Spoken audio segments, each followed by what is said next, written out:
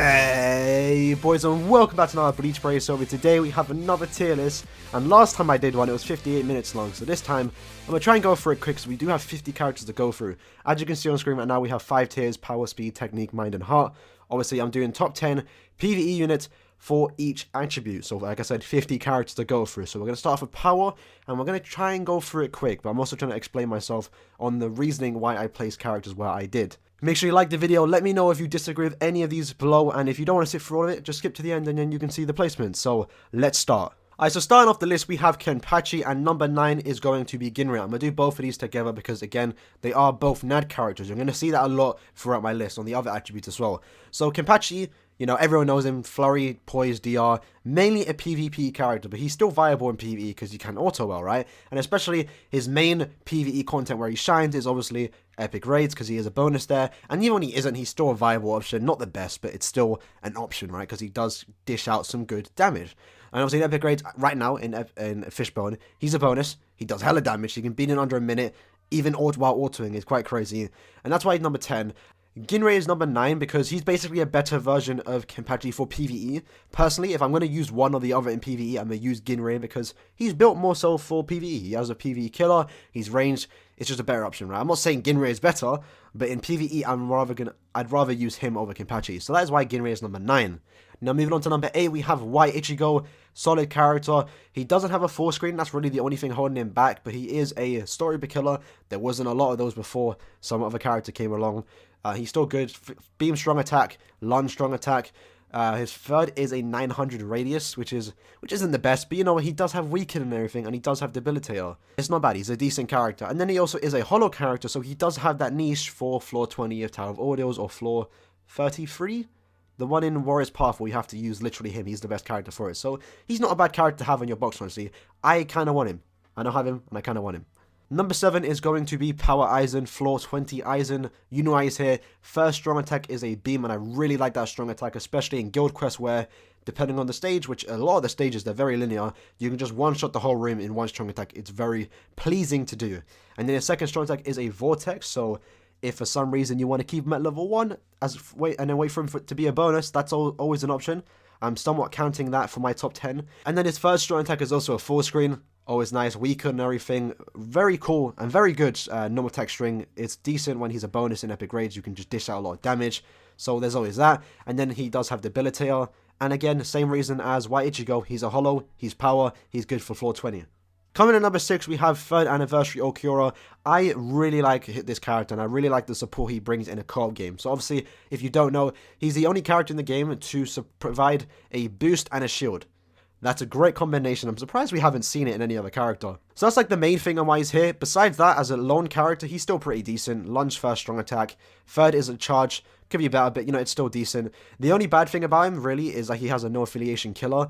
But to be fair, we are seeing no affiliation characters here a lot often. You know, it was in the current Extreme Co-op, it's in IZ now. So it's not bad. I still think he's a decently good character, but the main reason why he's here is because of the utility he brings in co-op games. I myself, with my guild, we're playing Extreme Co-op, we're playing Epic Raids, and having him on the team is a great help. Number 5 is obviously going to the ultimate all-arounder, not Bankai Ichigo, it is Nelio. And honestly, I truly think she's the ultimate all-arounder. She honestly is good in everything. She's great in PvP. This ain't a PvP tier list, but she is top tier in there. Not the best, but she's still an option. She's great for autoing, she's great for manual play, and she's OP in Guild Quest when she is a bonus. Obviously, her NAD string is the main thing about her. She flies across the map in 4 hits. It's great. She's a Vortex on her second. It's good for NAD characters. And her third is also... Is it full screen? I don't think it is, but it doesn't really matter because she's a NAD character. So that's why she's there. She's great. Poise, nothing stopping her. It's good. It's good. Number 4, this is going to be the controversial one. I have 1000 Year Blood War Toshiro. Now, you might think, oh wait, he's number 2. He's number 1. I'm going to put him at number 4. I think we all know what he does. First strong attacks is a lunge. Second strong attack is like a beam forward. Very good beam as well. Third is a full screen, and it has really fast activation time, and he does have freeze and everything. But the reason why he's third is because of who is second. Third is 1000 Year Blood War Renji. Now, before I actually get into him, let me explain who number 2 is. Number 2 is 1000 Year Blood War Nemu. Now, the reason why the placement is like this is because of Nemu, in my opinion, being better than Toshiro.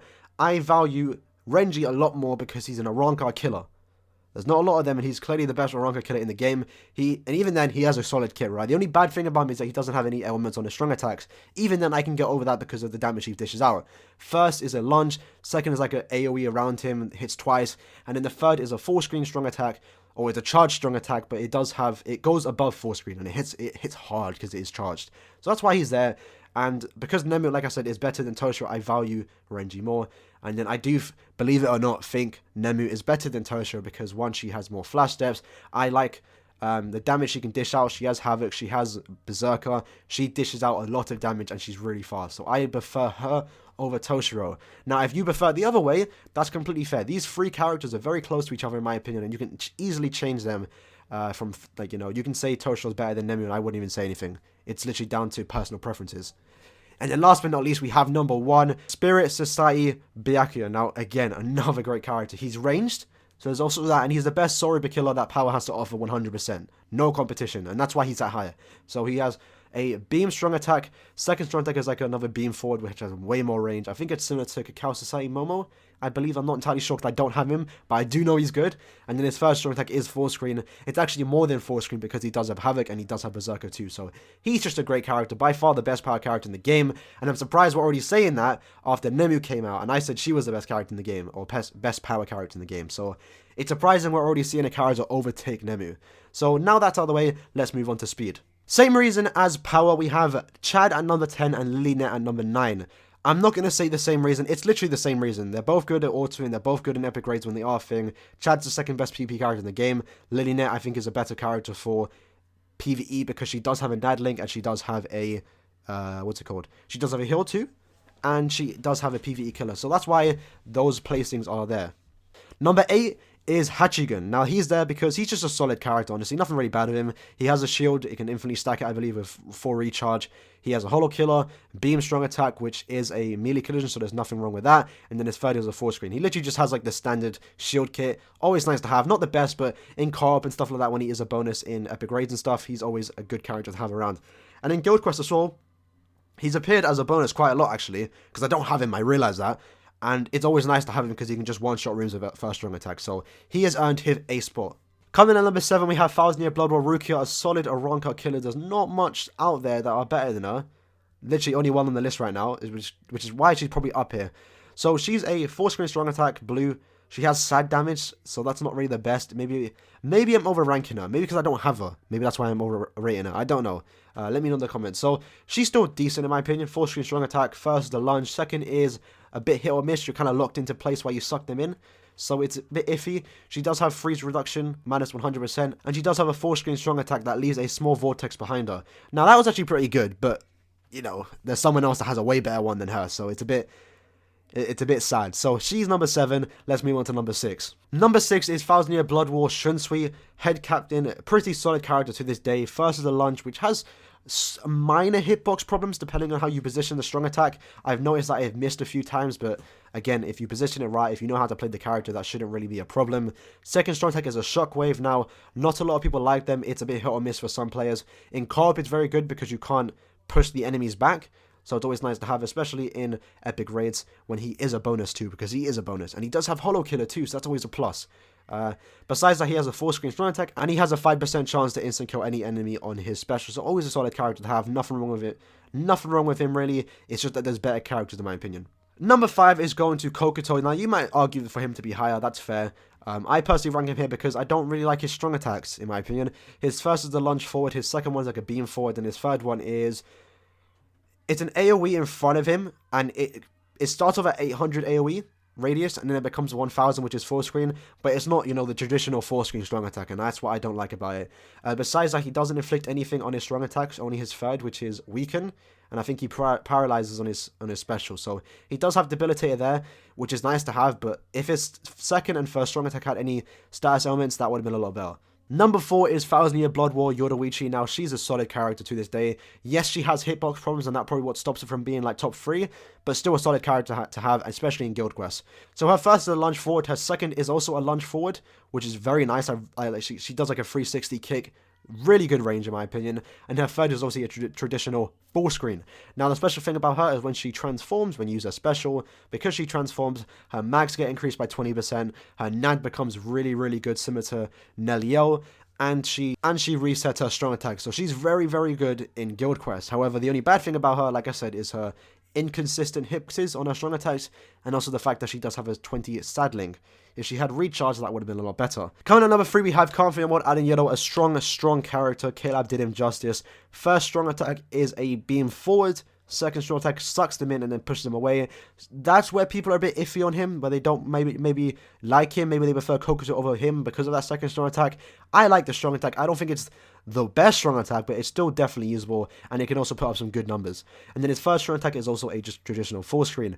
Now, where I like him more so than Kokuto, because that's always the debate if he's better, is that one is that he inflicts weaken and everything, and two, he also provides the heal for the team. Now, that's pretty nice to have a character that can dish out the damage and also heal you. So whenever you're using full stamina links, if you do take the damage in a quest, you can always use your special to make sure you have full HP again. I value that more so than just outright damage, and even then, he can do a lot of damage. And that aside, he does also have weakening and paralysis resistance, which I think is a pretty good combo, especially in PvP. Now, I'm not going to say you can use him in PvP, but he's definitely quote-unquote usable. That aside, for Guild Quest, you can actually even use him as a level 1 combo bot, because that's actually an option, because he does hit like 46 times with a strong attack in like 1 second. So, that's his spot. Coming in number 2, we have Cacao Society Momo, a very good character. What she does is, she doesn't really do anything special, but she just puts up the numbers and she has good strong attacks. So, her first, simple lunge forward, great to see. Second is a AoE in front of her. It's like 800 radius, so it's almost full screen, which is pretty good. And then her third strong attack is also a charge strong attack. Again, hit or miss, you might not like it. I actually like it. I think it's good. So she can put up some good numbers, honestly, and she can clear very fast. So that's why she's there, and she is an Aranka killer. So as you can see in the list right now, there's not a lot of Aranka killers, and that's why I value her more. So you're seeing something similar right now, right? In power, we had Renji, we had Nemu, and we had Byakuya. This time we have Aaroniero, we have Momo, and then for number 1, we have 1000 Year Blood War Yamamoto, to no one's surprise. All 3 of these characters have different killers, so that's the way I see them, right? That's how I'm ranking them. I see them as the best that their attribute and killer has to offer, and that's why they're placed where they are. So moving on to number 1, obviously, Yamamoto. 12% recharge. First strong attack is a fast beam, second strong attack is a fast beam, and then his third is also a fast AoE strong attack. Very fast activation time, really good character. His special leaves a massive AoE vortex around him, very good. He's immune to burn, just a very good character. The only problem with him is that he gets locked into those strong attacks if you don't move. Like, he just stands there for a second. You can swipe out of it easily, but that's like, I'm just trying to bring up one problem about him. That's pretty much it. So that is speed, that is the list. Let's move on to technique. Alright, moving on to technique now, we have Shunsui at number 10 and Lisa at number 9. So I'm doing 2 at a time this time. These 2 are good, definitely usable. Lisa has a lunge, she has a shockwave strong attack, which kind of brings her down a bit, and then she does have a 4-screen strong attack, nice to have.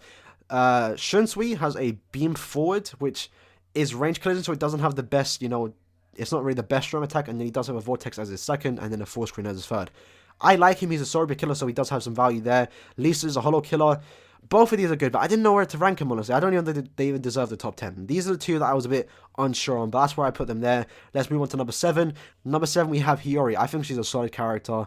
I really, really, really like her. Maybe I'm being biased here, and I'm ranking her more so above than other NAD characters because I actually like using her. She's actually, I think she's a better PvE NAD character than the others. She's a hollow killer. She has a 20% NAD damage. So when she's the bonus in epic raids, she's putting up the numbers. And even then, she's already putting up the numbers. That aside, she does have a vortex on her second, which is very good for NAD characters because this one comes out really quick. So if you run into a bunch of enemies, there's a Miranda Rider charging up his strong attack. You can instantly get that strong attack out, get them in a vortex, kill him in like 2 hits, done. I like this character, and that's why she's number 8. Number 7 is going to Cayenne. Cayenne is a solid character. Again, another character with a shockwave strong attack on their second. First is a lunge. Third is a charge strong attack, but it is above full screen because he does have havoc, so he is a solid character. Only problem is that he's a Aranka killer. Aranka killers in tech is stacked, and you're going to see that a lot in this list. So he deserves a spot. Maybe I should rate him higher. I'm not sure. I don't have him, so maybe that's why, but I still think he's a great character. Let's move on to number 6. Fullbring Ichigo is coming in at number 6, a solid character to this day, released 2 years ago, and it's crazy to even see him in the top 10, which is quite cool. So, he's good. could be better. His Nad string isn't the best in my opinion. I think it's kind of bad for, but then again, like I said, he came out 2 years ago, so it's not really a problem. His first is a solid lunge forward, second is a beam, and his third is a full screen strong attack. Nothing wrong with him really. Once he gets his resurrection, he's gonna be like one of the best tech characters in the game, so he deserves a spot there for number 6. Number 5 is Tag Team Toshiro. Being a tag team character allows him to have 2 killers, and for his situation, he has Soul Reaper and a Ronka. Good combination to have, very good character. First is a lunge, second is a beam forward, and third is an 800 radius AoE strong attack. I believe it's 800 or 900, I'm not entirely sure, but it's not full screen, and that's the only really bad thing that brings him down. But again, with 2 killers, he always has some good use for IZ, especially when those 2 killers are up at the same time. So he has earned his 5th spot. Number 4 is going to Aizen, Flyzen, the tech version. Great character, really good lunge. Second strong attack is a boost that you can infinitely stack if you rock the right recharge links. And then he does have a 4-screen strong attack, which is on the lower side, but that's not really a problem. And then also he does have an instant kill special with obviously a 5% chance. Solid character. He is a holo character, so he does have some niches in certain second month floors, and he earned his 4th place. Number 3 is going to the new Rukia. Very, very good character. I called it when I saw the gameplay. She's going to be good. People were expecting her to have range collision. To be fair, Killer didn't show it well, but I knew instantly that that was a melee collision. She is a great character. So why is she great? Because she is new. First strong attack is a beam forward. Second strong attack is similar to, I think, the exact same as Thousand Year Blood War, Toshiro's strong attack, and her third is 4-screen, and it's also very, very fast. She's almost like Thousand Year Blood War Yamamoto, but for green, and she freezes instead of burning. So she's a solid character, and she's also immune to freeze, to no one's surprise. But yeah, she's a great character. Her special is like her freestyle version, but upgraded, which is pretty cool. So she's not a bad character. I wish I had her. I wish I pulled for her, but she is a premium character. So I'm probably going to get her in the future without actually trying to even go for her. So that's why I didn't pull in this current banner. Now, number 2 and number 1, we're going to do it at the same time. Number 2, I have Stark, and number 1, I have Soifon. Now, this is, again, comes down to personal preference. You can say Stark is better than Soifon, and I won't even disagree with you. I actually prefer using Stark over Soifon, but Soifon does have the speed advantage over him because obviously she has 4 flash steps. She can beat stuff really, really quick, and obviously she is the queen of Guild Quest. So that's why I kind of just rated her over Stark just a tiny bit. They're very, very even in my opinion, and they're both Aaroniero killers. So far, this is the only top 3 tier list that we've done where there isn't a Story Per killer, a Aaroniero killer, and Holo killer. As you can see with the top 3 there. This one has Holo, Aaroniero, and Aaroniero. So that's the list. Let's move on to Mines. Mines next. Number 10 is going to Noitora.